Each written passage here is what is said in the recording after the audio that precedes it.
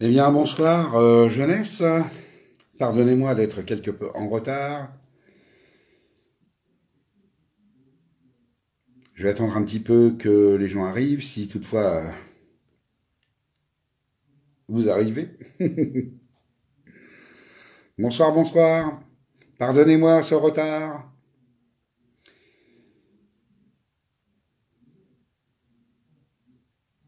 Voilà, alors ce soir, je suis un peu désolé, on était en réunion avec l'admin, donc en fait c'était un petit peu long, mais on avait des choses importantes à régler. Alors, ce soir, donc, on va aborder un sujet assez intéressant et où, à mon avis, notre groupe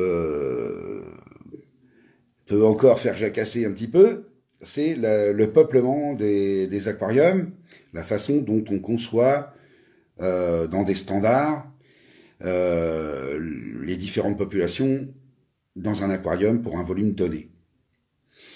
Donc, il est important pour cela de réfléchir pour pouvoir emboîter cette capsule avec ce qu'on a abordé précédemment, c'est-à-dire que on a un volume, un décor, une hydrologie des animaux, et que cet ensemble de données va fournir un milieu euh, primordial pour notre population. Le peuplement d'un aquarium, bien sûr, dans ce premier volet, ce sont les poissons. On abordera le peuplement avec les mous, les LPS et les SPS dans de prochaines émissions. L'idée, bien sûr, c'est que au départ, à partir du moment où vous concevez votre aquarium, vous réfléchissez dans un projet, ou à partir du moment où vous avez votre aquarium qui tourne et qu'il est dans une certaine configuration, si vous emboîtez toutes les capsules qu'on a produites précédemment, eh bien, vous allez pouvoir. J'ai beaucoup de messages de gens qui suivent nos émissions et qui m'écrivent et qui font des mises à jour de leur aquarium en ce moment. Donc, notamment avec le sable, les épaisseurs de sable. Et dans ces étapes d'évolution des aquariums, eh bien, il est tout à fait possible, en fait, hein, dans l'aquarium existant, de faire des mises à jour. La population, bah, c'est un petit peu pareil, c'est-à-dire que quand on a un projet, on a très souvent quelques animaux en tête, que ce soit les poissons, que ce soit les coraux. Et il est important de comprendre que dans notre milieu, il y a des effets de mode. Hein. Un petit peu comme dans tous les milieux, il y a des effets de mode. Et ces effets de mode ne sont pas forcément salutaires dans notre activité. On a pour habitude de dire sur un certain nombre de forums euh, 1 centimètre de poisson pour 4 litres d'eau. Et ça, c'est le genre de choses que,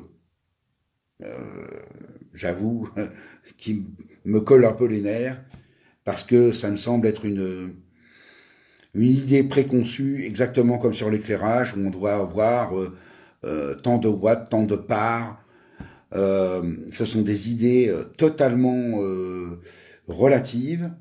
Et de voir des gens qui sont pourtant sensés et avec un certain esprit scientifique s'emparer de ces sujets de manière entière et avec un intégrisme forcené, eh bien, je trouve ça très choquant. Dans la nature, on a un, un échantillon extraordinaire de milieux, d'endroits dans ces milieux où l'éclairage ne va pas du tout être dans la norme de la surface. Et quand on nous dit, oui, à la surface, on atteint à midi 100 000 lumens, et que ça doit être le moteur de notre aquarium, vous m'excuserez, mais je trouve ça débile, quoi. Je trouve ça débile. C'est une indication d'un endroit précis, à une profondeur de 0. Et on a vu circuler un tas de conneries sur l'éclairage, notamment sur la profondeur des ultraviolets, puisqu'en réalité, ils descendent à 25 mètres, et que ça dépend de la turbidité de l'eau, ça dépend donc de l'endroit, ça dépend des marées, ça dépend de beaucoup de choses. Et que nous ramener ça à des valeurs et de dire ensuite que c'est la Bible, ah là, waouh, où est-ce qu'on va? Dans la population de l'aquarium, dans le peuplement de l'aquarium, eh bien c'est la même chose. À partir du moment où on choisit une espèce, parce que, prenons les deux exemples extraordinaires. J'aurais pu, dans la photo que j'ai mis sur le sujet, vous mettre notre magnifique Nemo et notre délicieuse Dory, que j'aurais tapé dans le mille. C'est-à-dire que la plupart d'entre vous, et la plupart d'entre nous, eh bien, on va s'attacher très souvent à des poissons comme ça, qui sont emblématiques, et qui réveillent un imaginaire,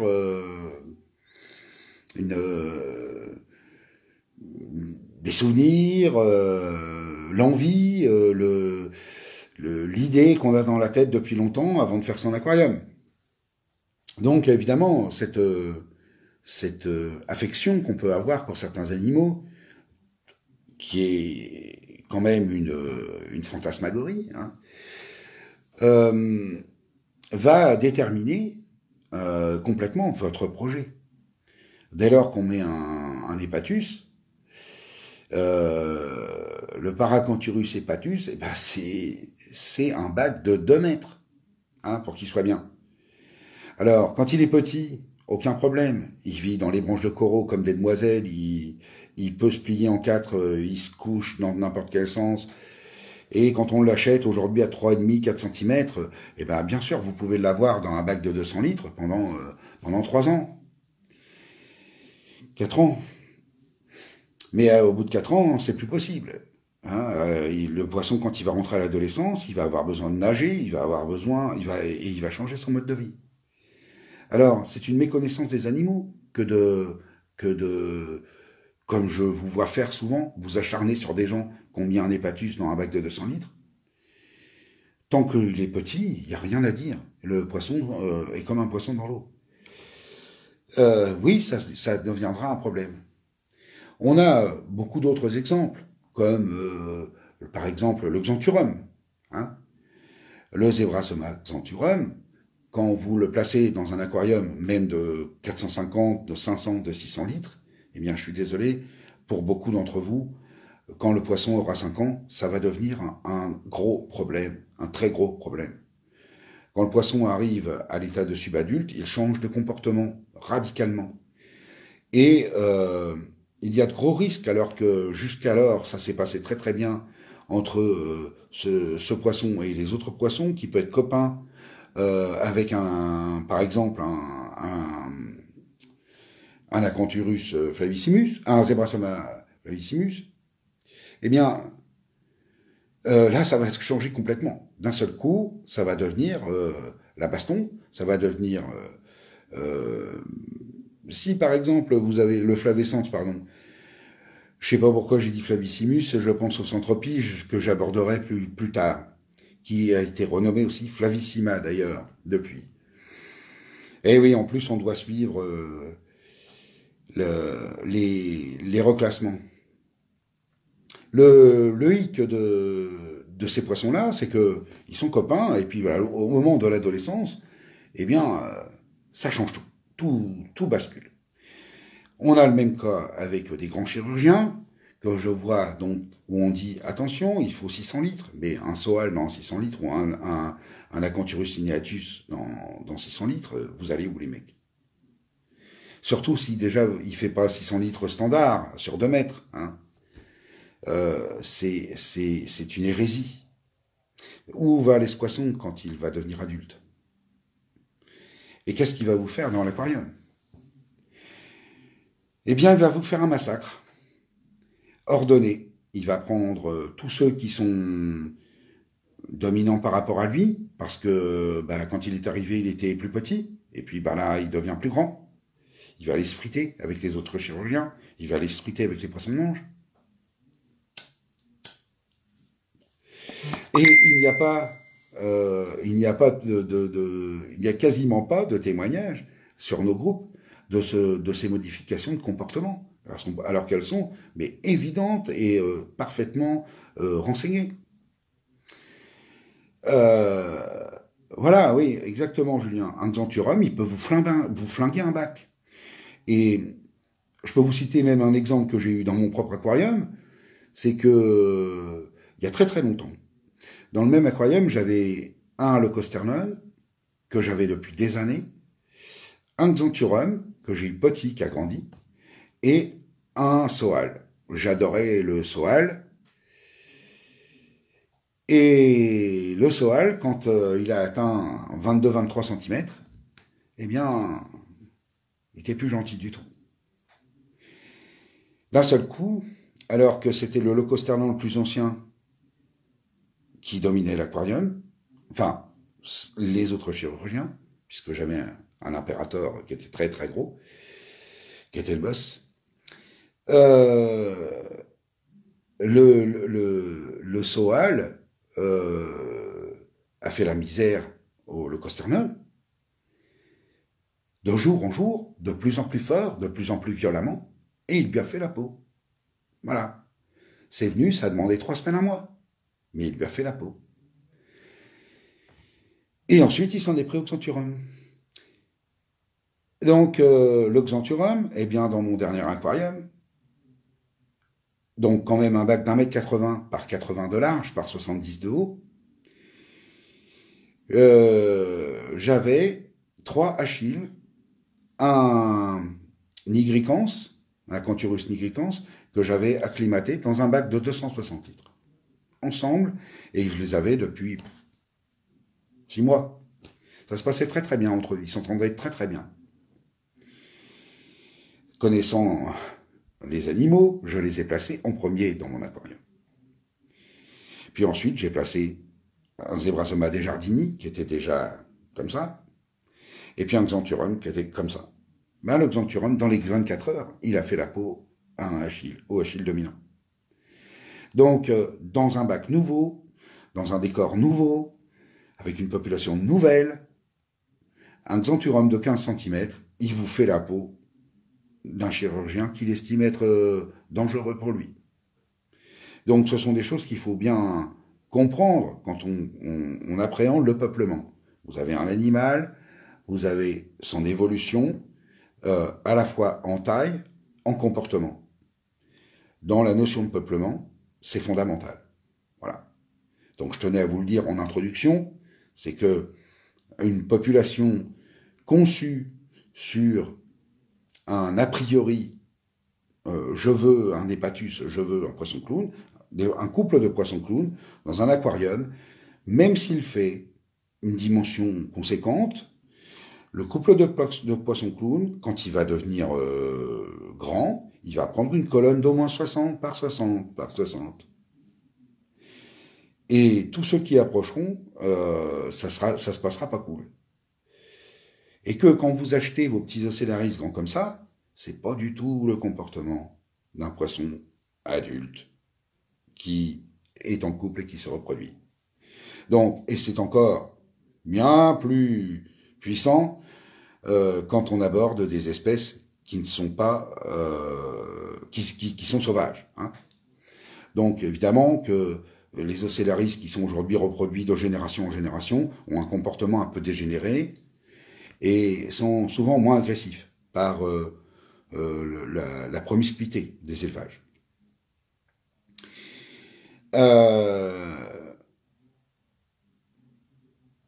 Donc ces notions d'espèces un petit peu stars, eh ben, il faut vraiment adapter l'aquarium en fonction d'eux.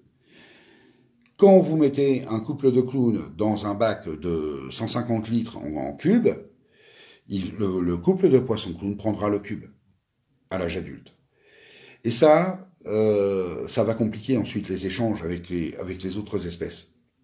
Il faudra adapter des espèces qui vont savoir se jouer de la territorialité des clowns, pour, notamment comme les pseudochromis, pour éviter les rapports extrêmement conflictuels. Alors, on va essayer d'aborder, je vais essayer de vous présenter la chose sur des modèles de base, étant donné que là, j'essaie de vous faire un exposé un petit peu généraliste. On va prendre comme ça un aquarium colonne, on va prendre un aquarium un peu plus grand, d'1,20 m, 400 litres, et puis après un grand aquarium.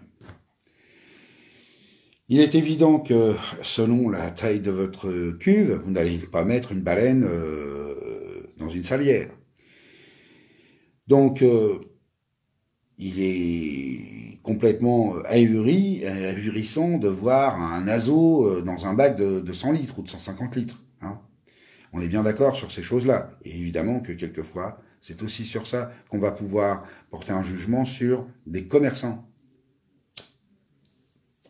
qui vont vous vendre un Platax Pignatus ou un Terra hein, pour mettre dans un bac colonne de 150 litres. Là, vous vous posez la question, le poisson il fait 60 cm de haut adulte. Et il va grandir à vitesse grand V. Donc, ce poisson qui pourrait être dans la 3e classe d'aquarium, des grands aquariums, déjà, pour beaucoup, il est une aberration. Voilà. Acheter des poissons comme ça, c'est prendre une grosse responsabilité.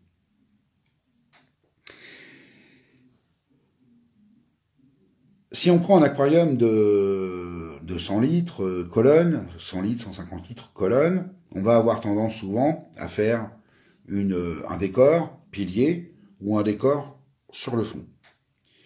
Deux modes d'aménagement, 2 hydrologies différentes, et un peuplement qui va être l'un sur des étages et l'autre sur des étages sur une patate. Eh bien, nous allons voir des poissons qui vont fréquenter ces zones de manière spécifique. Nous allons avoir des poissons qui vivent sur le fond, comme Stenogobiops, Valencienna, qui vont très très très bien vivre avec une crevette Alpheus, qui vont toujours rester sur le fond du bac. Puis nous allons avoir à l'étage supérieur, notamment donc les pseudochromis, des poissons qui vivent près des rochers, des poissons qui ne vont en pleine eau que pour aller choper un peu de nourriture, puis toujours ils sont près de la roche et ils vont utiliser dans le décor des zones caverneuses, des zones que vous pourrez aussi aménager parfois à la perceuse, hein, dans des roches, pour être certain que le poisson soit sécurisé. Si vous n'avez pas la chance d'acheter des roches de super qualité pleines de trous, eh bien faites des trous. Et puis c'est relativement facile en fait à faire. Et puis après, quand ça se recouvre des différentes algues, animalcules, etc., eh bien ça devient un élément du décor. Si vous gérez à peu près, ça va pas faire des trous comme un immeuble affreux. Vous pouvez mélanger quelque chose d'à peu près naturel visuellement et qui plaira beaucoup aux poissons. Bien évidemment que dans un bac colonne comme ça, on va plutôt développer des poissons qui vivent près de la roche, à des étages différents. Alors, par exemple, on pourra mettre un Oxycirites typus. Moi, je l'appelle souvent le poisson torchon, parce qu'on dirait vraiment les torchons de cuisine. Le dessin, le poisson faucon qui a un long bec. Eh bien, dans un bac colonne, lui, il va s'installer en haut. Et il va être très statique. Il va bouger 4-5 fois, 10 fois dans la journée, d'un endroit à un autre. Et il va pas. C'est pas un poisson qui va nécessiter un grand volume pour être heureux. Quand vous prenez ce poisson-là et que vous le mesurez en centimètres et qui mesure une bonne dizaine de centimètres, vous vous dites ah bah oui, mais là 4 litres d'eau pour 1 centimètre, déjà la colonne elle a pris une baffe. Voilà. Alors qu'en réalité, eh bien ce poisson, si on a géré son sable, si on a géré son décor, si on a bien géré sa décantation, ce poisson ne posera aucun problème. Euh, euh, même si on est, même si on dépasse et qu'on est à 1 cm de poisson pour 2 litres d'eau. Hein. Alors, il faut bien comprendre, là encore une fois, j'essaie de vous transmettre des données qui sont absolument relatives, mais qui sont fondamentales dans la compréhension du peuplement d'un aquarium. Donc, quand vous avez vos poissons qui sont au sol, euh, je montrais à un de nos membres l'autre jour les petits Biocellatus qui sont adorables, quoi, adorables avec leurs 4 nageoires comme des ailes, leur tête un petit peu presque de périophthale, mais avec des gros yeux, là, ils sont adorables comme tout. Vous mettez une paire de Biocellatus là, enfin, il y a un couple, c'est adorable, quoi, des poissons qui font 3 cm et demi, qui sont super beaux, super intéressants. Mais si vous avez des clowns, bah, c'est pas la peine, ça marchera pas. Hein. Alors, c'est comme ça que c'est en essayant de vous montrer un peu un éventail, je vais un petit peu rentrer dans le détail, un éventail d'espèces, et bien que on va un petit peu sortir des clichés. Hein. Et en sortant des clichés, bah, vous verrez qu'il y a beaucoup de choses super intéressantes à faire. Dans les petits poissons, il y a énormément de petits poissons qui sont super intéressants à faire. On montre très souvent le codernie. Bah, le codernie, je suis désolé, si oui, on peut le tenir dans un aquarium colonne, un codernie, quand il est adulte, c'est un gros carnassier. Il est capable de vous bouffer les petits poissons sans aucun problème. Les éviotas, ils y passent. Euh, Même des crustacés. Des crevettes, elles y passent.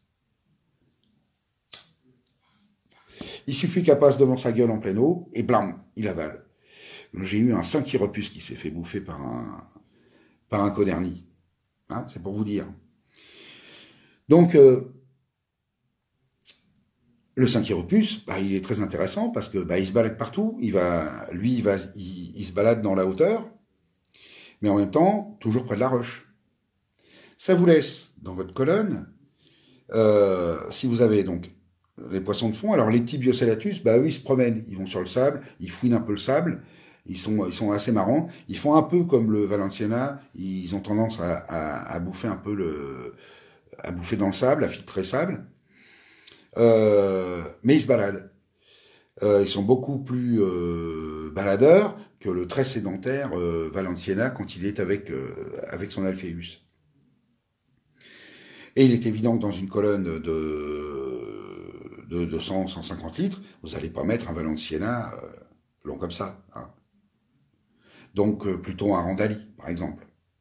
Ou des gobies comme le Stenogobiops, par exemple. Vous savez, celui qui est blanc rayé, là, qui est très mignon. Ensuite, donc, vous avez donc le poisson du haut, poisson faucon, vous avez le poisson du bas, Valenciana Biocellatus, vous avez, qui eux, se baladant, ne vont pas venir déranger le Valenciana. Vous avez, par exemple, 2 ou 3 pseudochromis pour la zone intermédiaire. Vous pouvez parfaitement mettre 3 pseudochromis. Dans ces cas-là, vous mettez un mâle, 2 femelles, parce que dans la nature, hein, ils forment des harems. Vous pouvez aussi varier les espèces avec, par exemple, un qui est formidable, que il me semble, je ne sais pas si je l'ai mis sur la photo, le Pseudochromis flavivertex, par exemple, qui va être un Pseudochromis de taille assez imposante, hein, qui atteint pas loin de 10 cm, mais qui va vivre relativement près de la roche, qui est un poisson qui est très gentil dans l'ensemble, très très sociable, et, qui va se balader un peu partout, qui n'hésitera pas à aller un petit peu en pleine eau, euh, mais qui va être dans la zone médiane, on va dire, hein, la zone médiane de l'aquarium.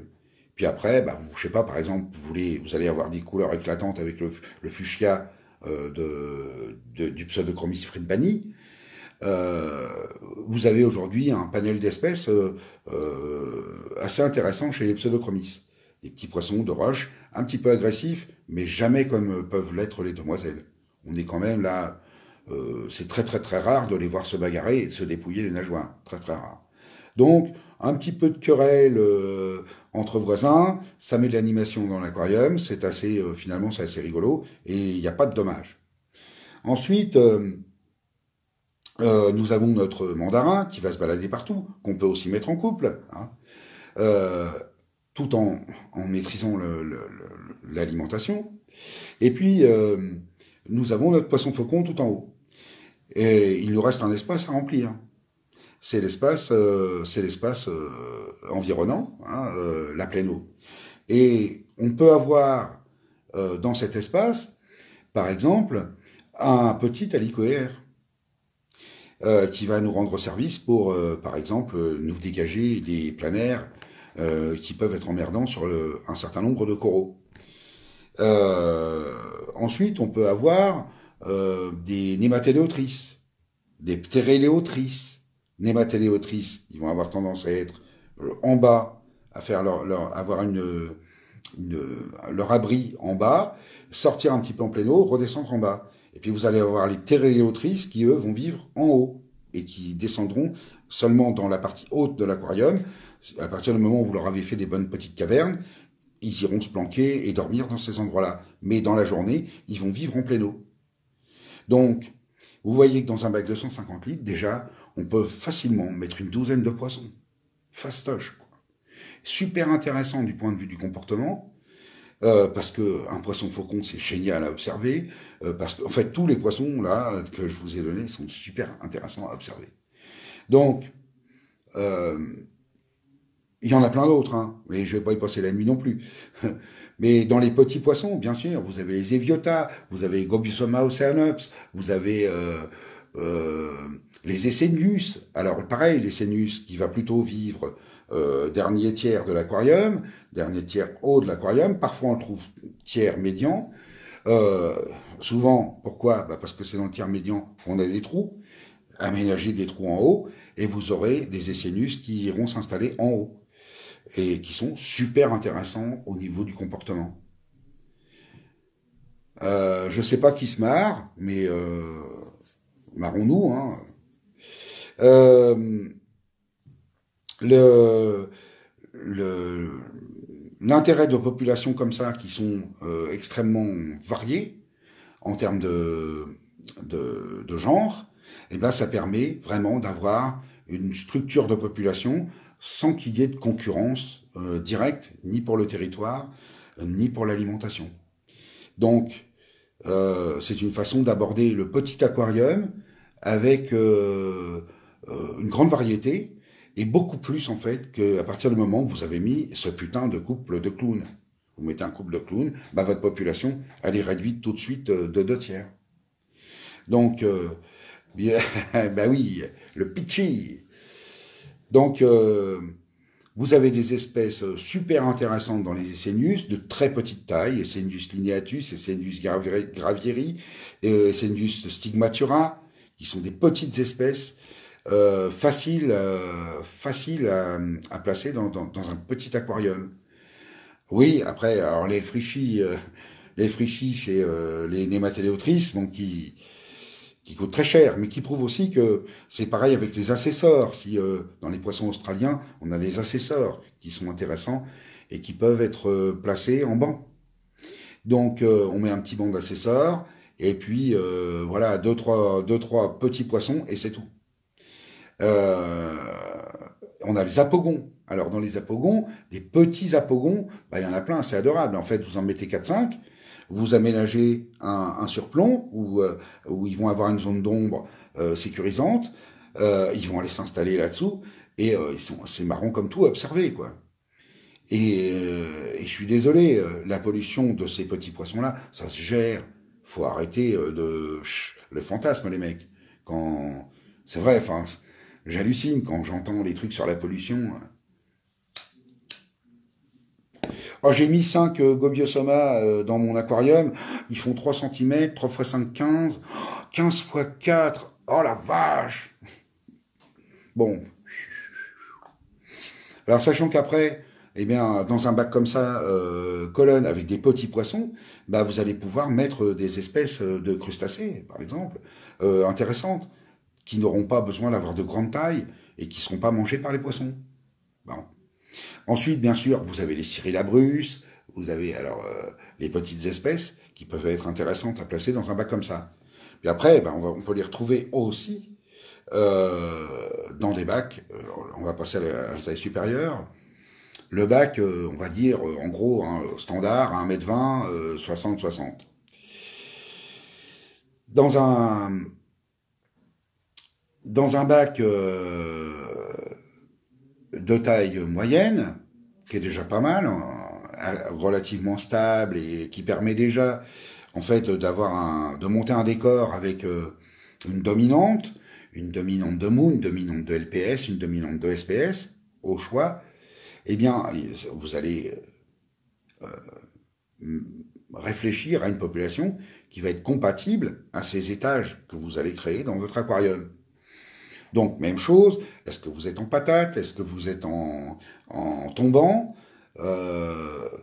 la détermination de votre décor va tout de suite, bien sûr, impacter la population de coraux et impacter la population des poissons. Comme je le dis souvent, le décor doit contenir des caches, doit contenir les couchettes. L'autre jour, j'ai dit des couches, ça a dû en faire marrer certains. Alors, je vais dire des couchettes. Ça ne va pas faire serviette hygiénique. À la vôtre. Une petite roussette dans un grand aquarium, il n'y a aucun problème, hein, d'ailleurs.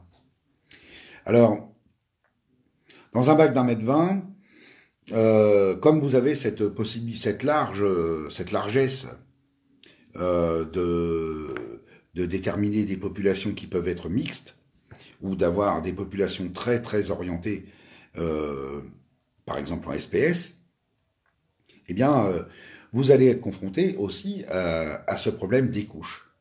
Il faut absolument que les animaux aient de quoi se coucher.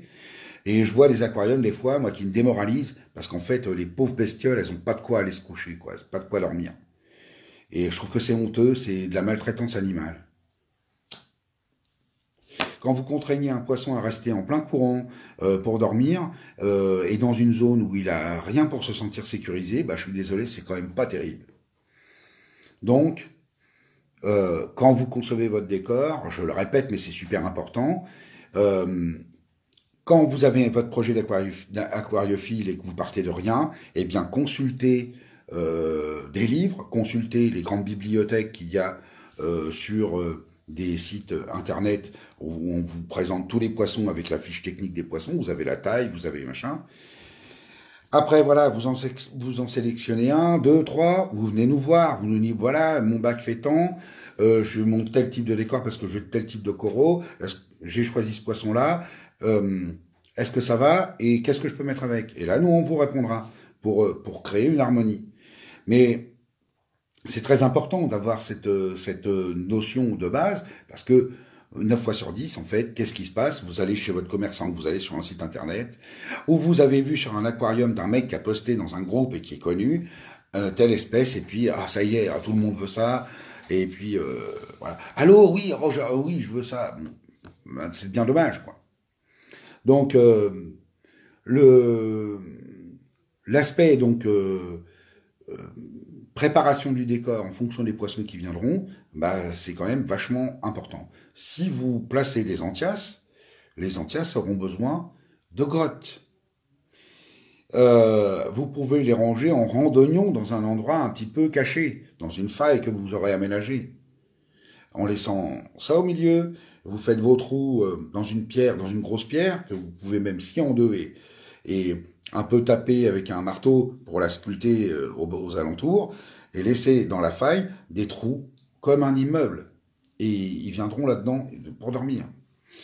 Ils seront à l'abri, et ils se battront pas. Parce que c'est ça aussi le problème après. Il y a la baston pour le logement. Et dans la baston pour le logement, c'est toujours le plus fort, la raison du plus fort est toujours la meilleure. Hein. Donc, c'est ce qui va entraîner après, d'ailleurs, des déviances de comportement, parce qu'une fois qu'un poisson vous a buté un autre poisson, un assassin, il restera probablement un assassin. Donc, une fois que le comportement est dévié, c'est très très très compliqué de faire revenir un animal à la sociabilité. Donc, pour éviter ces phénomènes qui sont pas faciles pour quelqu'un qui débute, et d'ailleurs même pas pour que les gens qui débutent, à aborder, bah oui, après c'est trop tard. Une fois que vous êtes confronté au problème, c'est trop tard. Donc, bien sûr, c'est un petit peu le but là de vous expliquer que ce truc-là, si vous le prenez à temps, si vous l'avez conçu pour, eh bien, il vous posera pas de problème. Dans cette faille que vous avez aménagée comme un immeuble pour, d'ailleurs pour les homards, hein, vous voyez, avec des gros trous, une grosse mèche à bois dans un corail tendre, dans une roche tendre, et puis vous faites vos gros trous comme ça, et vous pouvez même faire des circuits, croiser plusieurs tunnels, dans cette pierre que vous auriez coupée en deux, un peu sculptée sur les bords, pour faire comme une faille. Sur le dessus là, ici, bah, vous pouvez mettre un magnifique corail plateau, et il va recouvrir. Il va passer au-dessus, il va recouvrir. Mais les poissons iront se cacher dans cet endroit. Donc, et dormir dans cet endroit. En paix sociale. Alors ça, c'est une notion qui est bien importante dans un bac qui commence à avoir un certain volume, parce qu'on va avoir tendance dans ces bacs de 400 litres à mettre des populations un peu plus denses que dans les bacs de plus petite taille, que je vois souvent finalement sous-peuplés. Donc, l'idée, c'est que dans un bac de 400 litres, vous allez déjà 450 litres, vous allez avoir la possibilité de mettre certains poissons de taille 10, 15 cm. Ces poissons de 10-15 cm vont souvent être des poissons assez connus. 9 fois sur 10, vous allez vouloir un Shellman, par exemple, un chirurgien, le Flavescens, qu'on va retrouver dans ces bacs-là régulièrement. Le Flavescens parfaitement adapté à cet environnement-là. Et lui, bah, c'est pareil, lui faire un endroit, comme je vous l'ai expliqué, plutôt un Y. Hein. S'il a une cache comme ça, hein, il rentre et il a deux possibilités de sortie.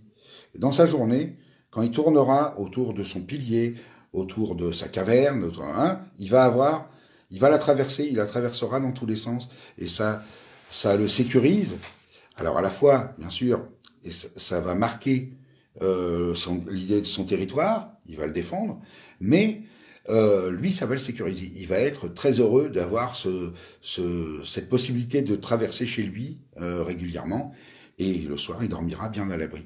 Et quelquefois, bah, c'est tout simple, de passer un coup de meuleuse dans une pierre, de la tailler, de l'écorner, et puis bah, vous faites votre Y, vous le posez par terre, et puis dès lors que vous avez la taille adulte du poisson, vous avez une cache grande comme ça, hein, aucun problème. Et le poisson, il rentre dedans, il se fout sur la béquille, et il passe une bonne nuit. Donc, vous avez votre chirurgien, on peut aborder dans des volumes comme ça, par exemple les Ctenochaetus, un certain nombre de Ctenochaetus ne dépasse pas 15 cm. Nous avons l'Acanthurus triostegus, qui va être bien adapté. Nous avons, et lui qui va être un poisson très actif, pas tout à fait de la même manière que le Flavescens, et qui, pourquoi pas, peut être associé dans un bac de 400 litres. Il y a les chirurgiens pour qui ça va être beaucoup plus compliqué, où là, il faudra choisir, parce que dans 400 litres, ça ne sera pas toujours facile de faire cohabiter un Flavescens avec un Acanthur type Leco ou qu'est-ce que je pourrais prendre ou Nigricans, ou enfin vous voyez les Acanthures classiques qu'on trouve dans le commerce, le Japonicus. Alors, c'est vrai que si l'association est faite petite, quand les poissons sont petits, vous avez une chance d'avoir une relative harmonie, parce que les poissons vont avoir pris deux territoires, ils vont avoir divisé le bac en deux. Hein. Parfois d'ailleurs dans la diagonale, hein, c'est pas toujours j'ai un cube et t'as un cube. Hein. Le dominant viendra toujours chez le dominé pour marquer sa position. Et il est important dans dans la compréhension de ce que je vous explique. À partir du moment où chaque poisson a trois entrées à sa couche, euh, il a 3 échappatoires possibles. Et donc ça évite d'avoir des courses-poursuites de 3 heures dans l'aquarium, parce que quand le poisson dominant arrive, le dominé rentre dans sa maison, et même si l'autre le poursuit, il passe à gauche, il passe à droite, il fait un tour, et une fois que le champ de vision est rompu, la poursuite en général s'arrête. Il faut vraiment, à partir du moment où ça continue et qu'un poisson harcèle un autre, posez-vous la question, vaut mieux vous en séparer, vous séparer d'un des deux, quoi. Alors, qui pourra être heureux ailleurs, alors que là, il y en a un des deux qui va subir le martyre. Donc, il est évident, bien sûr, que des espèces extrêmement différentes vont cohabiter plus facilement. Alors ensuite, dans ce genre d'aquarium-là, on peut avoir déjà 2 options, c'est-à-dire que même si vous avez un chirurgien, type flavescence, vous allez quand même pouvoir mettre des petits poissons. Le chirurgien, il va pas vous bouffer vos petits poissons. Donc vous pouvez faire vous changez, vous avez eu un aquarium cube avec les poissons que je vous ai dit, vous allez pouvoir les remettre dans votre aquarium de 400 litres avec des poissons qui vont respecter les petits poissons. Le flave en fait partie. Après, évidemment, vous allez pouvoir aborder des poissons d'un peu plus grande taille, donc des grands halicoères, qui sont toujours intéressants pour l'entretien, notamment si vous avez des SPS, parce que ils vont vous descendre. Ça y est, c'est revenu. Ils font vraiment partie du personnel fondamental d'un aquarium, en général d'ailleurs. Hein. Les halicoères sont vraiment indispensables pour éviter les invasions, et même de plein air qui ne posent pas de problème. Mais vous avez des plein air totalement végétariens. Mais quand on voit quelquefois l'envahissement dans un aquarium, hein, là, eux, ils vous régulent la population. Il n'y aura pas de risque majeur grâce à ces poissons-là. Donc il est évident que dès lors qu'on a un bac d'1,20 m de long, on peut avoir un halicoère de 15 cm dedans. Ça posera pas de problème. Et il ne faudra pas le compter comme un poisson de 15 cm. Parce qu'il ne va pas vous polluer le bac comme un poisson-ange. Hein. Donc, les labres, mais bien sûr, les haïcolaires Philippe, ce sont des labres. Hein. Alors, il y a plusieurs types. Hein. Il y en a qui sont plutôt attachés aux vieilles, il y en a qui sont plus proches de qui sont intermédiaires en fait entre le thalassoma et certains gros labres où là on peut atteindre des tailles assez énormes. Si on prend le guémar par exemple, Coris guémar.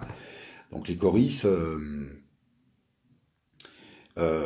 faut faire attention parce que ces poissons-là, attention, ils peuvent bouffer les crevettes aussi. Hein. Donc c'est une réflexion qu'il faut avoir au moment où vous montez votre aquarium, ou vous déplacez votre aquarium. Il faudra que la population que vous envisagez respecte la population d'origine. Après, donc ensuite, dans un bac de 450 litres, 430, 450 litres, on peut par exemple mettre un Zanclus à la place du chirurgien. On peut mettre un Zanclus et un Shelmon ensemble, qui en général s'entendent plutôt bien. On peut mettre un Zanclus et un Eniocus acuminatus, qui sont, vous savez, le poisson coché. Vous aurez deux poissons cochés. Attention, le Zanclus, faut avoir de l'expérience, hein, sinon c'est pas la peine de vous jouer à la loterie. Je vous dis ça, c'est parce que, oui, il y a aussi quelques poissons qui sont des perles et qu'on peut tout à fait les avoir dans des bacs de taille modeste. Dans un bac d'1,20 m, un Zanclus, il peut être parfaitement bien. Parce que c'est un poisson qui se balade dans tous les sens, que vous verrez dans les roches à l'envers, aller chercher ses éponges et tout ça. Il sait se déplacer dans tous les sens. C'est un poisson qui a beaucoup de caractère, une fois qu'il est acclimaté, mais il est très dur à acclimater. Et il est souvent très dur à acclimater. Mais c'est un poisson très intéressant. C'est un petit peu pareil pour le Shelmon. C'est un poisson qui n'est pas facile. une fois qu'il est lancé, en général, ben, ça se passe bien.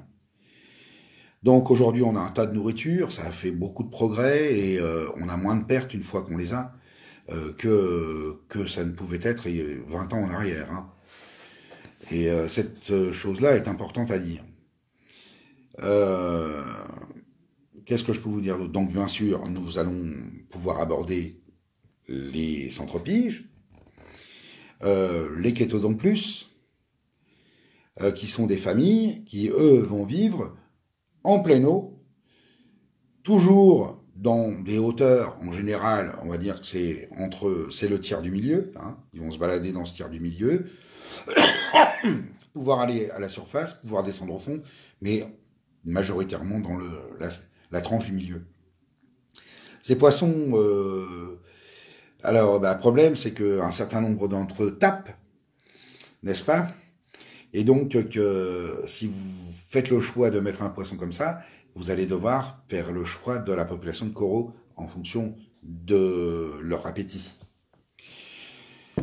Et évidemment, dans la grande famille, la moyenne famille des kétodons plus, vous avez bah, des petits joyaux, hein, dont, euh, dont le magnifique ancien personnifère qui est devenu Conspiciliatus. Bah, vous avez vu le tarif, hein, on est quand même, je sais plus, 2000, 3000 euros. On peut avoir une perle comme ça dans un bac. Alors lui, il devient quand même un petit peu gros. Il serait plutôt à partir de 600 litres. Enfin, je vais vous dire 2 mètres de façade. 2 mètres de façade, ça, là, vous avez... parce que c'est pour un petit poisson-mange, un poisson-mange nain, il est quand même comme ça. Ensuite, vous avez bien sûr l'Australien, le Kétodon plus double, qui est très rond, un peu presque comme un chirurgien, avec un barbougage un peu étrange qui lui aussi vaut assez cher. Vous avez le Kétodon plus septentrionalis, qui ressemble à un Pomacanthus annularis en miniature, qui est magnifique aussi, avec ses stries bleues pétants, sur un vert jaune olive. Euh, donc ça, voilà, ce sont des espèces de classe que vous pouvez mettre dans un bac de taille réduite, euh, voilà, qui n'a pas à rougir, hein, des poissons super connus et que vous ne pourrez pas faire comme les oxyphipops par exemple. Dans un bac comme ça, c'est hors de question de mettre des poissons-manges. Donc là, avec les angenins, eh ben, on a quelque chose de très bien. Ensuite, vous avez bien sûr donc le centre-pige. Centre-pige, une grande famille euh, assez intéressante. Eux aussi tapent. Donc attention. Vous avez le merveilleux centre-pige pygmée. Alors, oui, poisson-ange pygmée pelure de citron. Le nom quand même adorable, hein. Qui était donc le centre-pige flavissimus, qui est devenu centre-pige flavissima. Qui est vraiment d'un jaune extraordinaire, avec des ocelles bleues. Vraiment, c'est un poisson magnifique. Euh, Très souvent, quand même, lui, c'est un gros carnivore. Ensuite, vous avez des espèces beaucoup plus discrètes et beaucoup moins chapardeuses de polypes, comme centropige tibicine. Vous avez le centropige nox. Vous avez le centropige aurantia, euh, qui sont eux donc bah, plutôt voilà, plutôt discrets, plutôt vous les verrez pas souvent.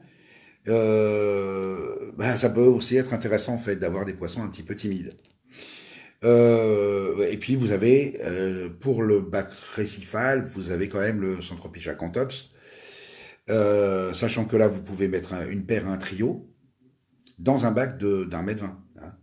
Euh, les centrepiges en général vivent en harem, hein. Alors donc si vous avez beaucoup de place, vous pouvez en mettre 6, 8. Et puis, et ne pas croire que ça va être affreux, en fait. Hein. Ça peut être super intéressant d'avoir un harem. Et dans un bac d'1,20 m, bah, vous en mettez 3,50 tops. Il est très peu gourmand en général sur les coraux. C'est rare de le voir taper, en fait, même, on peut dire. Donc, et il est bleu avec une espèce de bande rouge sur le dos. Bien sûr, après, vous avez la star, le Centropige loriculus, rouge. Vous avez la petite merveille de Ferrugatus, qui est vraiment très très très beau, un très très beau Centropige. Vous avez un autre assez intéressant, le Vroliki. Voilà, il y a toute une famille, je vais pas les faire tous, mais qui sont des poissons euh, avec un petit peu au sommet de cette chaîne, le centre-pitch bicolore, qui lui va déjà quand même peut atteindre 15 cm. Donc qui deviendrait dans un bac d'1,20 m un poisson important. Il me semble dangereux de dépasser 3 poissons de 15 cm dans un bac de 450 litres. Parce que eux mangent beaucoup, salissent beaucoup. Il vous faudra une microfaune performante, il vous faudra des détritivores. Et voilà, après, ça devient dangereux. Donc, dans cette population, si on a 3 poissons qui vont un petit peu partout, qui ont une certaine taille de 10 de 12, 15 cm, eh bien, pour le reste, on a pas mal de possibilités avec des poissons qu'on a déjà évoqués précédemment, donc les nématéléotrices. Il faudra faire attention, bien sûr, si on a un poisson très agité, qui va beaucoup les stresser. Il faudra éviter, bien sûr, d'avoir des poissons archi-speed. Hein. Donc, on va pas mettre un Monodactylus dans un bac de 400 litres, parce que là, il va vous foutre la merde. Je dis ça parce que j'en ai vu là dans un bac chez Fabrice, ça m'a fait marrer, mais et c'est une évidence. Ensuite, alors les demoiselles. Ouais, les demoiselles. On peut en parler parce que certaines personnes en mettent même dans un bac de 60 litres, de 100 litres. Et, ah, bon, et ça se passe jamais bien en fait, à la longue. Les demoiselles, bah, c'est pareil quand elles sont toutes petites, elles sont flippées. Le moindre truc qui bouge, elles vont se cacher dans les pierres. Puis bah, en fait, très vite, elles font leur territoire. Et puis quand elles atteignent 5 cm, eh bien, bah, elles vous ont pris un cube de 40 par 30 par la hauteur du bac, quoi, en fait. Et puis ça y est, c'est foutu. Tous ceux qui vont traverser, elle va à la frontière, elle sort la massue. Donc, les demoiselles peuvent être intéressantes, bien sûr. Alors, si vous avez orienté votre population comme ça avec des poissons qui ont une certaine taille, eh bien, la demoiselle, elle va fermer sa gueule face aux gros poissons. En tout cas, pendant longtemps. Il faut se méfier de certaines demoiselles, parce que certaines sont des meurtrières. Certaines arrachent les yeux, certaines arrachent le foie. De plus gros poissons qu'elles, hein. Elles leur font la peau. Alors, évidemment, le sergent-major, hein, vous connaissez le sergent-major, on le voit dans tous les documentaires, vous foutez ça dans l'aquarium, bah, je vous dis, la fameuse demoiselle noire, avec sa petite bande bleue et puis ses petits points blancs, Paraglyphidodon, ah oui, l'engin qui mesure 15 cm et puis qui est un assassin terrible. Vous avez des espèces qui sont beaucoup plus gentilles, par exemple comme les Dacilius coroleus. Vous avez le Dacilius melanurus, qui sont des espèces plus faciles à acclimater dans une vie en société. Vous avez dans les demoiselles bleues, vous avez la petite demoiselle Starkey ou Colestis, qui sont des petites demoiselles bleues et jaunes, mais qui restent petites et qui vont pas trop vous foutre la merde. Et dans ces cas-là, surtout, vous en mettez qu'une. Vous en mettez pas 5 parce que sinon vous allez à la catastrophe. Qu'est-ce qu'on peut aborder aussi? Voyons. Ah, alors, bien sûr, donc dans tout ce qui est apparenté au Cyril Abrusse, vous en avez quand même une tripotée. Bah bien sûr, dans un verre de 400 litres, vous pouvez vous en donner à cœur joie, hein, vous pouvez en mettre 5 sans aucun problème. Euh, donc, je sais pas de quoi tu me parles, je connais pas Benny Bagnard. Les Blenny, si c'est une Blenny, les Blenny, déjà dans un bac de 400 litres, ça va poser des problèmes d'en mettre deux, à moins qu'elle soit vraiment microscopique et que on ait un ou deux gros poissons qui vont stabiliser en fait les territoires.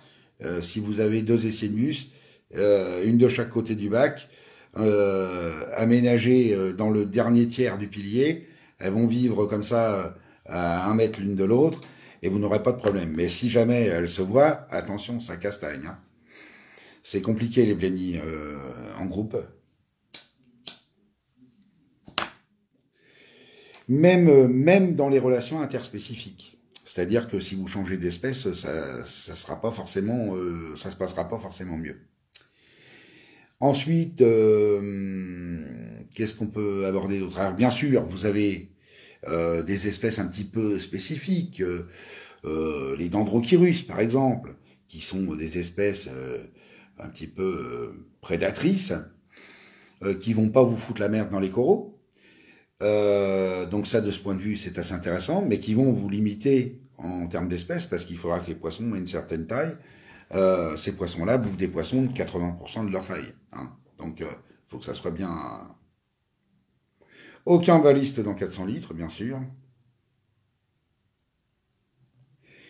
Euh, on peut avoir donc côté aussi des poissons assez intéressants si vous avez un filet. Donc les Oplolactylus. Alors avant c'était pas cher, je sais pas pourquoi. Maintenant ça coûte une blinde. Peut-être parce qu'ils sont devenus rares. Dans un bac de 450 litres, on peut mettre une murène. Sachant que si on met une murène, ce sera presque un bac spécifique. Euh, on va mettre avec elle deux mastars, par exemple, hein. Et puis, je sais pas, on peut essayer de mettre, par exemple, un poisson faucon qui va vivre tout en haut, pas trop dans la zone où la murène va se promener. Si on sait bien la nourrir, bien évidemment, il y aura pas trop de problèmes. Normalement, ça doit bien se passer. Ensuite, évidemment, la murène, il faudra bien comprendre que si on prend par exemple Echidna zebra, Echidna nebulosa, hors de question bien sûr de prendre les modèles de 3 mètres de long, hein, vous évitez toutes les grandes espèces.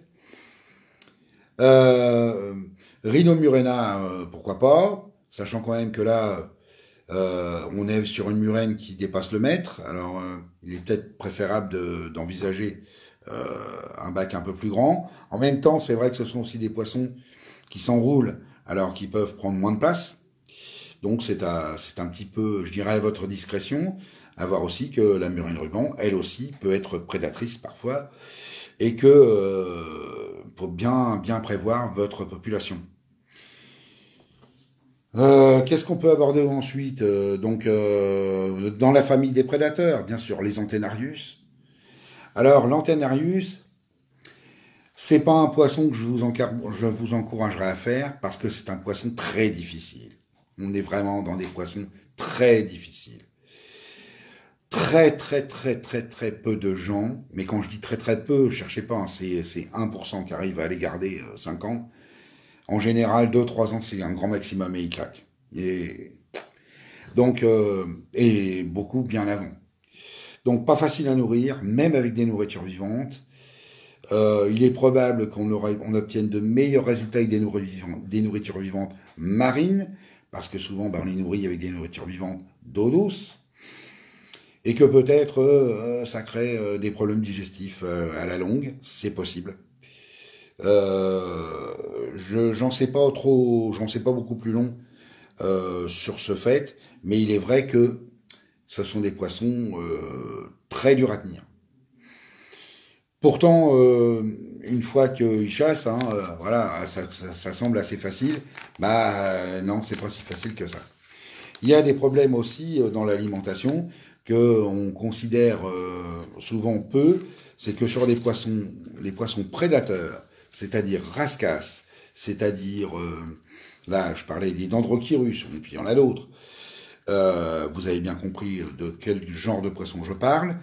Il n'est pas mauvais, il est même plutôt recommandé de faire un petit ajout d'iode ou dans leur alimentation, si vous donnez des petits poissons genre éperlans, dans l'éperlan de mettre une goutte d'iode, dans l'éperlan de mettre une goutte de vitamine, vous voyez, et vous distribuez, tac, le poisson il va choper, ou de mettre un coquillage frais, hein, que vous aurez bourré dans la bouche de l'éperlan, comme une moule, pour qu'il y ait une quantité d'iode assimilable par la digestion. Et ça, c'est vraiment très très important pour des poissons prédateurs qui, en général, dans l'aquarium marin, finissent par faire des carences. Donc c'est valable bien sûr pour la troisième catégorie, les grands aquariums, à laquelle bah, je vais passer tout de suite. Les grands aquariums, bah, vous avez vu, il y a très très peu de gens parmi nous qui ont les moyens de monter des bacs de 3 mètres, de 4 mètres, de 5 mètres en mode récifal. Quand ils le font, ils ont un sacré matos derrière. Quand ils le font, il y a un risque. Et on va avoir des échantillons de population qui peuvent vraiment varier du tout au tout, entre des poissons pélagiques, on va retrouver les vommères, on va retrouver, par exemple, les vommères, si vous avez regardé Aquaman, dans Aquaman, on voit Aquaman, on voit très très bien dans plusieurs de leurs aquariums des vommères, qui plaisent beaucoup au yaourt. Mais quand vous introduisez des poissons comme ça, bah, vous allez avoir un décor très particulier qui va permettre à ces poissons d'avoir de grands espaces de nage, donc un décor qui va être plus compact ou plus droit dans la hauteur, comme des piliers qui vont permettre aux poissons de passer autour, de faire des huit, de faire des boucles et de faire la longueur du bac. C'est très important pour tous les grands chirurgiens d'avoir à la fois ces possibilités de filer un grand coup de queue. Et je peux vous dire que un azo adulte ou subadulte ou un grand aconture comme un soal ou un linéatus, quand vous l'avez dans un bac de 3-4 mètres, il fait un coup de queue et il a traversé le bac. Hein. Donc, c'est la même chose pour pas créer l'ennui. Il faut permettre au poisson de varier sa nage, de lui donner des centres d'intérêt d'un côté et de l'autre du bac pour le faire traverser dans la diagonale et jouer comme ça du décor. C'est valable pour les grands chirurgiens, mais c'est valable aussi pour les poissons-anges, qu'ils aient des arches, un passage comme ça, une caverne. Donc on aménage des espaces, et comme on a la place d'aménager des espaces, on peut faire des espaces suffisants pour des gros poissons. Ces espaces vont avoir une importance capitale dans le maintien à long terme. Hein. Et de ne pas avoir des poissons abrutis qui finissent par devenir cons comme des poissons rouges, à force de se faire chier. Parce que malheureusement, c'est ce qu'on peut voir dans les bacs présentés chez Aquaman. Souvent, c'est que ce sont des bacs absolument conçus d'une manière catastrophique pour le maintien à long terme. Donc on a des poissons qui finissent par être à moitié abrutis, qui dorment dehors, qui sont des prisonniers, en fait. Hein. Alors l'idée là, c'est au contraire, c'est de les stimuler, c'est d'avoir un décor qui stimule leur intelligence, qui permettent le jeu, qui permettent de jouer entre eux, de s'intimider, de mener leur vie un petit peu en se rapprochant de la nature. Et en plus, euh, bien évidemment, votre rôle à vous, en tant que soigneur, ou votre famille, eh bien, c'est d'avoir la possibilité de- d'interférer avec eux, d'échanger avec eux, de, de stimuler par des jeux, par la nourriture, bien sûr, en travaillant sur la nourriture, à la base, puis après, vous développez la confiance, et puis après, une fois que vous avez la confiance, vous pouvez carrément délirer avec vos poissons. Donc, des poissons qui peuvent être, pardonnez-moi, dangereux, comme la rotron, les balistes, euh, la rotron, poisson formidable dans un grand aquarium. Euh, donc, bon, par exemple, le Nigropunctatus ou le Citrinus, ou voilà, où il y a plusieurs espèces très, très, très intéressantes pour l'aquarium. Sachant quand même qu'on atteint la taille d'un ballon de rugby, à peu près, que ça rigole pas. Que les chicots sont capables de vous couper un boudin, un doigt tout de suite, quoi, d'un coup, ou quasiment, un petit peu comme les gros balistes, et qu'il est indispensable quand vous faites l'acquisition d'un poisson comme ça. Alors je sais que c'est pas toujours le cas parce qu'une partie des gens que je connais qui ont des très gros bacs, eh bien souvent ils ont récupéré des gros poissons qui étaient euh, à l'étroit en fait dans des bacs dans des bacs déjà d'autres personnes, et donc la relation avec le soigneur elle va être forcément imprégnée de la relation qu'il y a eu avant, et si le mec il a merdé avec son baliste, vous pouvez plus foutre la main dans le bac.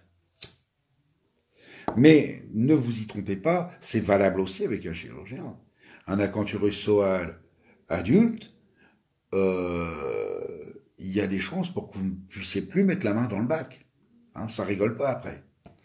Donc, c'est un travail de tous les jours et une joie de tous les jours, normalement, que d'entretenir cette relation. C'est pour ça que j'insiste à mort, même si je vais à contre-courant de biologistes. Moi, j'insiste à mort pour vous dire, entretenez la relation à la main avec votre poisson, avec vos poissons, parce que la main, c'est le liant, c'est ce qui va vous permettre de gérer l'agressivité des poissons. Et, euh, et quand vous avez réussi, le poisson, il fait super gaffe de jamais vous mordre. Il se met de côté. Vous tenez un truc comme ça, le poisson arrive, et il va pas faire ça, il va se mettre sur le côté, il va bien vous chercher entre les doigts, il va faire attention. Et vous allez découvrir chez les balistes par exemple, des comportements vraiment formidables, des poissons intelligents. Pour moi, ils sont un peu comme les perroquets de la mer, quoi. Chez les oiseaux, ils sont intelligents. Alors pour eux, c'est comme un poisson-ange adulte. Il faut développer, dans même la conception du décor, il faut développer ces aspects de changement de paysage. Il faut développer ces aspects de jeu avec eux autour de la nourriture. On peut rigoler, par exemple, à utiliser les boules qu'on fait parfois pour les chats. Hein. Et vous mettez la bouffe à l'intérieur, et puis après vous allez voir comment ils vont jouer au foot pour récupérer la bouffe à l'intérieur. Ça va les faire délire un moment. Euh, Il y a un tas de choses en fait qu'on peut développer euh, qui, au travers de l'interaction, tissent un lien qui, à mon avis, est indispensable pour avoir des poissons qui pètent la forme, quoi. Et c'est quand même vachement mieux d'avoir des poissons qui nous aiment que d'avoir des poissons qui nous regardent comme si nous, on était dans un aquarium. Donc, c'est ma façon, alors elle est sans doute personnelle, mais c'est ma façon de concevoir la relation avec les poissons. Et il est évident que quand on commence à atteindre des bacs de 3, 4 mètres, 6 mètres, je me suis occupé une fois d'un bac de 6 mètres, euh, la relation avec les poissons est beaucoup moins évidente. Parce qu'en fait, c'est très facile pour l'animal de se barrer. Hein, déjà, il se barre. Allez, au revoir. Il est 1,50 m en profondeur. Et puis 6 mètres à l'autre bout, il en a rien à foutre de votre tronche. Si pendant l'acclimatation, revenons à la capsule d'avant sur l'acclimatation, eh bien vous l'avez dans un petit volume par rapport à sa taille, qui ne sera jamais bien sûr un volume pour le garder, qui est le volume où vous mettez en relation avec lui, eh bien vous allez gérer ces paramètres et vous allez gérer même chez le petit poisson que vous apprenez à manger à la main, eh bien quand il sera dans le grand aquarium et qu'il a gardé cette habitude, eh bien il fera toujours attention de ne pas vous mordre. Et ça, avec des très gros poissons, c'est super, super important. Hein, faut vraiment bien comprendre ça. Alors évidemment, on va pas le faire avec des requins. Euh, Évidemment, avec le requin, il y a quand même un risque nettement, nettement plus grand qu'avec un baliste. Euh, et je tiens aussi à faire une parenthèse particulière, c'est que certains poissons ne développeront jamais avec vous cette relation. Et si j'ai un conseil à vous donner, c'est à ce moment-là peut-être de les étudier, peut-être d'essayer de la créer, cette relation, mais au bout d'un certain temps, abandonnez. Offrez une autre chance en fait à votre poisson, que ça soit dans un aquarium public ou chez quelqu'un d'autre qui a un gros aquarium, ou chez quelqu'un qui n'aura que ce poisson, hein, dans un bac un peu plus petit. Alors, parce qu'on a certains cas, notamment avec des mérous, par exemple, le mérou, hein, faites-vous chiquer par un mérou, je peux vous dire que vous le sentez passer. Notre cher ami Tyson Rich, qui était venu ici avec François Néo lors d'une interview, eh ben, il avait récupéré un mérou qu'il avait appelé Bumblebee. Et Bumblebee, eh bien, c'était un mérou géant. Donc, un mérou qui fait 3 mètres de long et qui peut peser jusqu'à 500 kilos. Voilà. Alors, c'est bien dommage de voir ce genre d'animaux dans des aquariums privés où jamais le poisson pourra faire demi-tour dans le bac. Ça, ce sont des choses qu'il faut réfléchir hein, bien avant. Même s'il est très amical, même si on peut le caresser et tout ça, là on atteint, c'est débilissime, quoi. Il y a des espèces avec qui ça va être beaucoup plus compliqué d'avoir des petits câlins, comme par exemple. Alors je dis pas parce qu'en fait, comme c'est un poisson le mérou, c'est pareil, c'est un poisson très intelligent. euh, on peut nouer des relations. Mais si jamais, par exemple, prenons le cas du Cephalopholis miniata, euh, c'est un poisson qui peut être vicieux, mais vicieux de sa race, euh, et extrêmement violent, et vous mordre très méchamment. Donc, faut faire attention à ça. Et à partir du moment où vous avez aussi des poissons avec qui vous êtes en bisbise, faites gaffe, parce que certains sont vraiment vicieux et les balistes peuvent l'être quelquefois. Les chirurgiens, bah bien sûr, je vous l'ai déjà raconté. Hein, le gars qui était avant moi chez Aquaflore, il s'était fait dézinguer les tendons de la main par un naseau. Donc ça rigole pas. Hein. Évidemment, un naseau de 50 cm, vous imaginez la taille des scalpels. Hein. On n'est plus, c'est même plus une épine de rose là. Hein. C'est énorme. Donc, faut un petit peu considérer tous ces paramètres quand on fabrique son gros aquarium.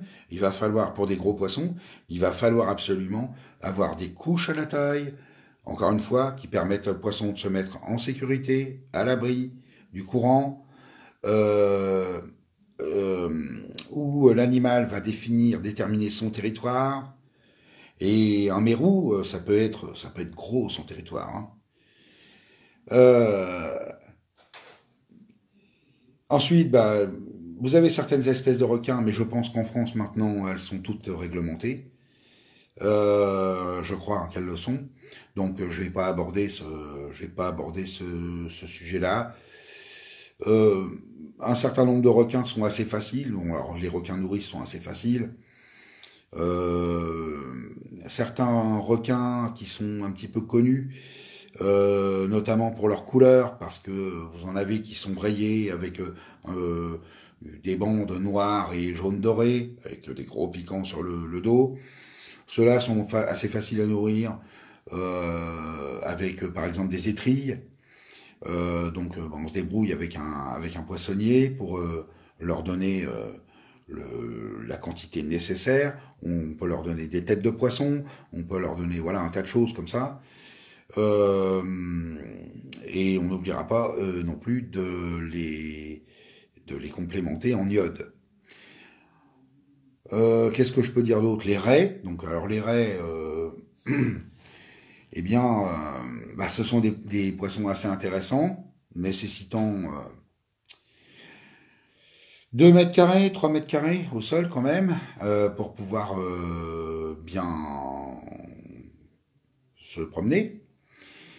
D'autant que vous allez enlever dans la surface du sable tout le décor. Donc, évidemment, là, je vous conseillerais plutôt d'avoir des patates.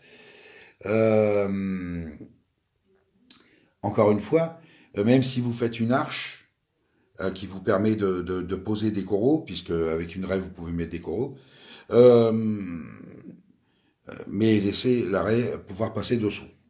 Alors sachant quand même que si on prend Tenura limna, on atteint quand même 40 cm de diamètre et que ça commence à faire un sacré 33 tours. Hein.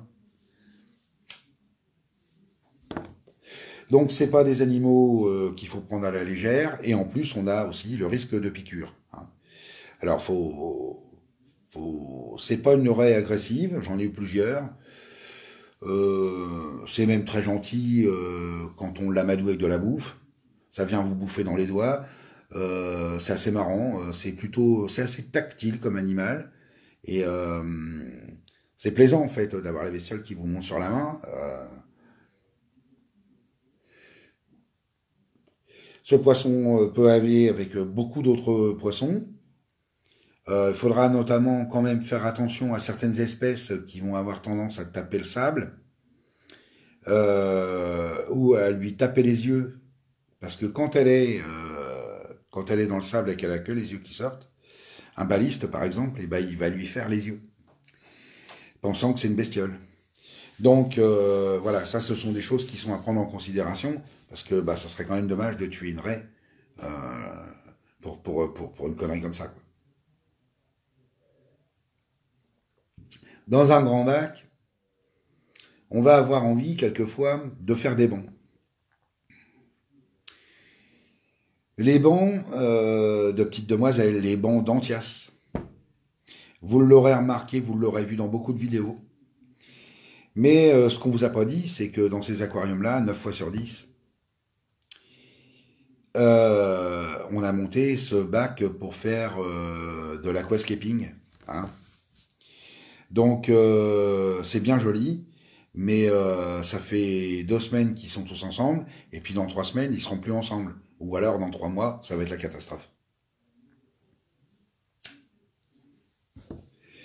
Donc je n'avais pas trop d'expérience personnelle de maintenance sur du terme de ces animaux que j'avais beaucoup en transit. Là que j'avais mon mètre 80 par 80 de large, je me suis dit bon allez vas-y et hop. Donc j'ai mis 19 demoiselles vertes et 14 entias. Eh bien malgré qu'ils avaient l'immeuble pour dormir, dès qu'il y a eu ponte, il y a eu baston.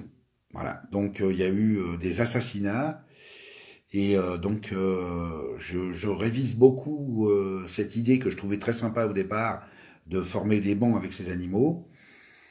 À mon avis, il faut vraiment un très très grand bac pour retrouver un petit peu de l'essence du comportement naturel de ces poissons.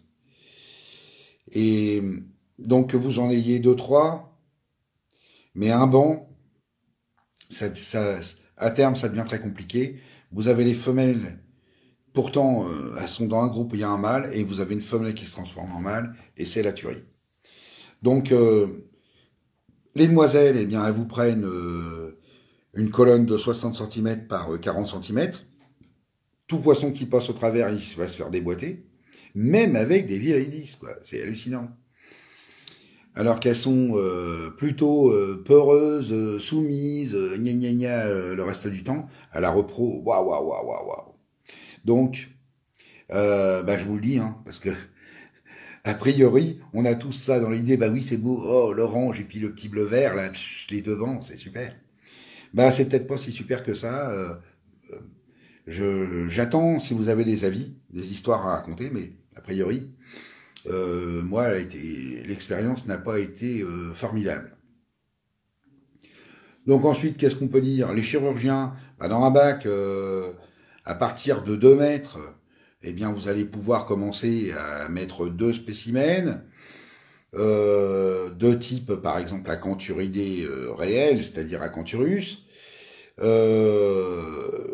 Il faut faire l'introduction seulement avec certaines espèces.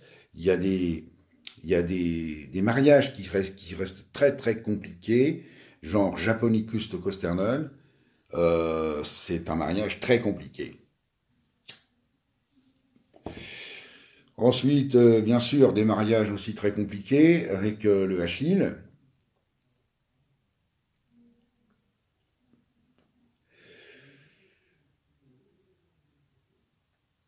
Voilà, tu as 4 entias, mais voilà, c'est un groupe de 4 et en fait, sans doute, tu as un mâle. Et t'as pas de deux mâles. Donc, c'est pas. Et puis après, voilà, depuis combien de temps tu les as, etc., etc. Alors, je veux pas. Excuse-moi, hein, Carlos. J'essaye de terminer mon exposé et puis après, si vous voulez, on fera un question-réponse. J'essayais de. C'est un peu fouillis, hein, c'est normal. Hein, c'est beaucoup, beaucoup de données. Donc, dans un bac d'une grande taille, déjà, vous avez la possibilité, à partir de 2 mètres, de mettre des anges. Dans un bac de 2 mètres, je ne vous conseillerais pas l'impérator, il est trop gros adulte, vous allez le nanifier. Alors, je ne suis pas forcément absolument hirsute sur la nanification de certains poissons, mais, mais là quand même, hein, l'impérator, c'est un mastard de 50 cm. Et je vous jure que quand il atteint 40, alors il peut être heureux, hein, mais quand il atteint 40, 45 dans un bac de 600 litres, voilà quoi, de faire demi-tour, il est obligé de se mettre, je sais, hein, d'expérience, il est obligé de se mettre sur le côté, tout ça, bon, c'est un peu galère.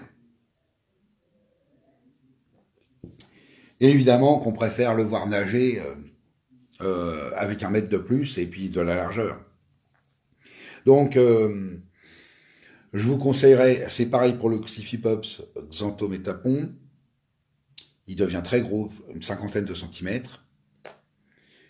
J'en vois beaucoup chez les gens. Et ben moi, ça me fait chier, en fait, hein, parce que voilà, c'est un poisson qui devient très gros. Alors d'accord, il va mettre 15 ans à atteindre, plus de 10 ans à atteindre une taille vraiment imposante, mais, euh, mais dans 10 ans, voilà, quand tu as un bac déjà de 2 mètres, ça m'étonnerait que tu passes ensuite à un bac de 3 mètres. Donc c'est un truc qu'il faut bien réfléchir. Après, bah, on a l'air d'un con avec un poisson qui est énorme. Bien sûr, c'est valable pour un certain nombre d'autres poissons. Ce que nous trouvons chez les importateurs, adorateurs de l'Indonésie en vrac, le genre Plectorhynchus, hein, alors Plectorhynchus, 90 cm, 1 m 30, 20 kilos, bah évidemment, vous mettez ça dans un bac de 2 mètres, c'est une catastrophe. Euh, Luchan Sebae, hein, qui sont des poissons pareils, quoi, qui ont des tailles hallucinantes, encore proches du mètre. Alors ça, réservez ça aux aquariums publics. Foutez pas ça dans un aquarium, quoi. Et le commerçant qui vous fait venir des poissons comme ça, vous lui dézinguez la gueule, quoi. Vous lui dites, mais franchement, vous avez pas honte de faire venir des poissons comme ça. Alors le Navar, alors le Navarcus, oui, il est bien parce que lui, il atteint 30 centimètres. Donc lui, dans un bac de 600 litres, le standard de mètre, il pourra être bien. Il va pouvoir avoir une vie à peu près normale. C'est exactement pareil pour le Pigoplite, hein, Diacanthus, qui va atteindre maximum 30 centimètres. Là, ce sont des poissons qui vivront très très bien avec le petit côté de l'aquarium de 50, 60. Et bien sûr, si vous avez de la largeur, bah, tant mieux. Euh, donc, eux aussi, les gros poissons mangent, bien sûr, une couche, si possible. Alors, une caverne, avec toujours encore 3 entrées. Euh, c'est valable aussi pour les balistes, sachant que le poisson-ange, lui, il n'y a pas de problème pour qu'il aille dormir au sol. Si vous faites sa couche dans les piliers, dans la base des piliers, il ira dormir dans la base des piliers. Pour un baliste, c'est beaucoup moins évident. Alors c'est évident, quand il est grand et que vous l'avez depuis 10 ans, le machin, il n'y a pas de problème, vous lui faites sa niche en bas, il ira dormir en bas. Mais il préfère dormir en haut, lui. Il préfère mi-hauteur jusqu'au plafond. Donc, ça devient compliqué quand vous avez un ballon de rugby, puis après, encore plus gros qu'un ballon de rugby. Si on prend de nombreux balistes qui atteignent 45, 50 centimètres, et qui en plus d'avoir développé cette taille, vont développer aussi un putain de foutu caractère et de la territorialité. Certains balistes vous empêcheront d'entrer dans leur maison, de venir faire le ménage. Ils vont vous cogner si vous y allez. C'est pour ça que c'est cette relation que vous allez tisser avec le poisson, bah là, des fois, ça va vous sauver la peau, quoi. Parce que ça va vous permettre d'entretenir votre bac. Euh, Vous pouvez aussi l'amadouer, le nourrir d'un côté du bac, avec un truc qui va devoir éplucher. Vous lui mettez une grande basse, quand vous avez un machin de 50 centimètres, une grande basse, des bouquets, quoi, deux trois bouquets. Quand vous avez un machin de 50 centimètres, il va se les bouffer vite fait.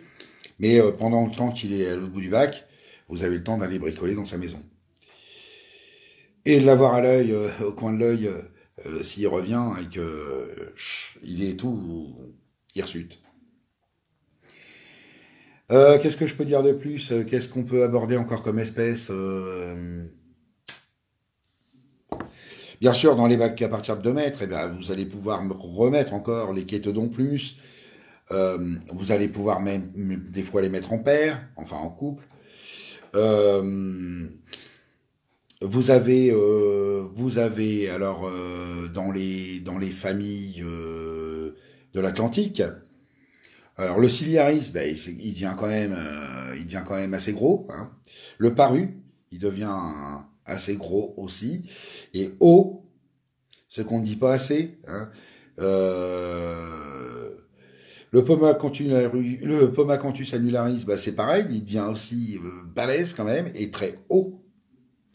Et ça, vous comprenez pas que le machin, il va faire 30 centimètres de haut.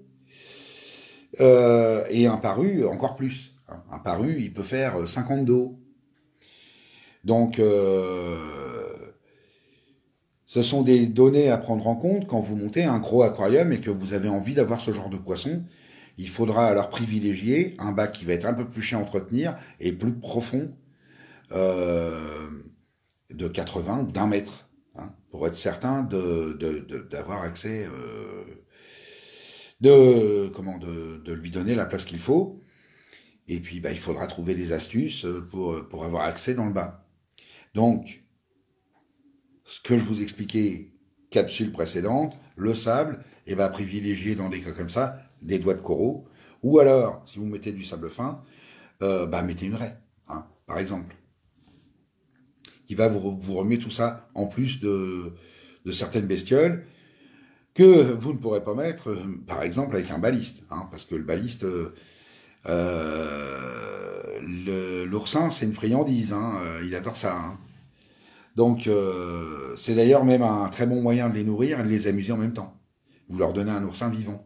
Vous achetez les oursins sur le marché, au port, et puis vous leur filez carrément le truc entier. Et comment c'est super beau à voir, enfin super délirant à voir la technique qu'ils ont pour ouvrir les oursins. Attention, le Zanclus peut vous faire ça aussi. Retourner l'oursin et puis il arrive à lui faire la peau, hein, et il se le bouffe coulos. Donc, qu'est-ce qu'on peut aborder d'autre comme famille intéressante? Euh, je crois que je vais m'arrêter là pour ce soir, hein. Si vous avez des questions, là on en reparlera. Et puis peut-être que on fera un autre volet si vous avez des questions plus précises, etc., etc., etc. J'espère quand même que vous aurez chopé quelques infos importantes pour réfléchir à la façon de concevoir le décor, quelque part donc aussi l'hydrologie, et puis l'habitat et les mariages entre certaines espèces en fonction de la couche qu'ils habitent. Et quand, il faut bien comprendre le truc, c'est que quand vous avez compris ça, dans vos recherches sur Internet, dans vos recherches quand vous allez chez votre poissonnier, vous allez savoir, vous allez poser la bonne question. Lui, il vit où? Voilà, il vit en bas, il vit au milieu, il vit en haut, il vit dans des trous, voilà. Et là, à partir de ça, eh bien, vous aurez une façon d'acheter vos animaux, d'acquérir vos animaux, je vais utiliser un terme que je préfère, euh, qui sera vraiment adapté à ce que vous avez comme décor, comme matériel, comme voilà, tout ce qui va avec. Et c'est super important parce que combien de centaines de fois, aujourd'hui, je peux dire, c'est plusieurs centaines de fois, que je vous ai vu craquage du jour. Merde, merde quoi. Vous allez au magasin et voilà, vous avez acheté un truc et vous savez rien sur lui. Le commerçant, 9 fois sur 10, il vous roule dans la farine. Et puis, il a eu un client, il est content, il vous a bien fucké. Et vous rentrez chez vous et après, putain, c'est le bordel, quoi. Donc, euh, arrêtez le craquage du jour ou alors vraiment poser des bonnes questions, quoi. Voilà. Alors, je vous souhaite une bonne fin de soirée pour ceux qui vont se coucher. Si ça vous tente que je fasse des questions, on va y aller. Et puis, je sais pas quelle heure il est, mais on fera ça, je sais pas, et tiens, je vous donne une demi-heure à peu près, hein. Et après, j'irai manger quand même. Voilà. Donc, à tout de suite, les gars, et puis aux autres, hein, bonne soirée.